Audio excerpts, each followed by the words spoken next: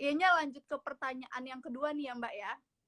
Boleh. Kawan Puan ada @windy-chan14. Kak, gimana mengatur tantrum anak agar tidak mengalami trauma saat orang tua menegurnya? Oh, gimana tuh Mbak? Gimana mengatasi tantrum anak supaya tidak trauma kalau ditegur orang tua? Mungkin negurnya kan menurut dia ada yang terlalu keras, terus takutnya anaknya trauma. Nah, dia mau tahu gimana nih caranya biar nggak trauma gitu.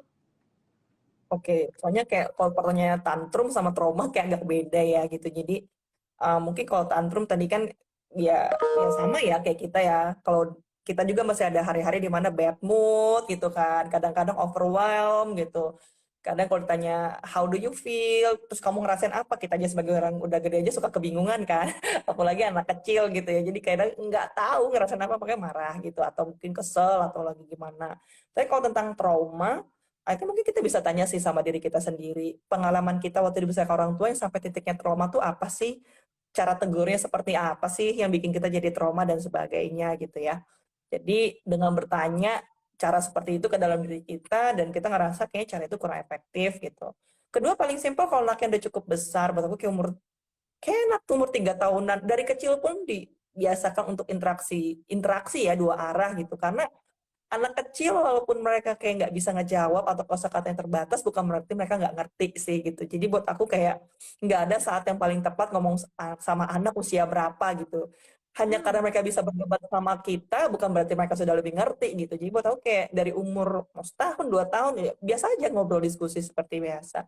Dan kalau misalnya anak udah cukup besar tinggal tanya aja kayak kalau mami lagi marah gitu atau ibu lagi marah gitu, how do you feel gitu. Ada nggak sih sikap mama gitu, sikap ibu yang bikin kamu jadi sedih atau jadi takut dan sebagainya gitu. Jadi simple aja sih. Jadi buat aku jadi daripada bertanya-tanya dan berasumsi, tanya aja langsung sama anaknya.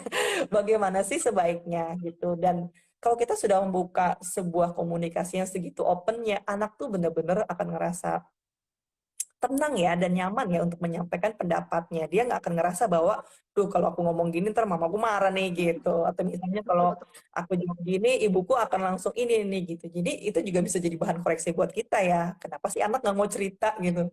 Atau apa gitu? Apa kita kebanyakan ngomelnya gitu dibanding dengerinnya gitu ya. Jadi itu kali ya bisa ngebantu jawabannya. Jadi kalau anak udah cukup besar, tanya aja, ngobrol aja. Terus kedua juga mungkin bisa menilik our own experience. Apa sih hal-hal yang menurut kita sampai tingkat trauma tuh apa gitu. Diperlakukan seperti apa kita di masa itu sampai segitu traumanya gitu ya. Jadi bisa dicoba itu sih.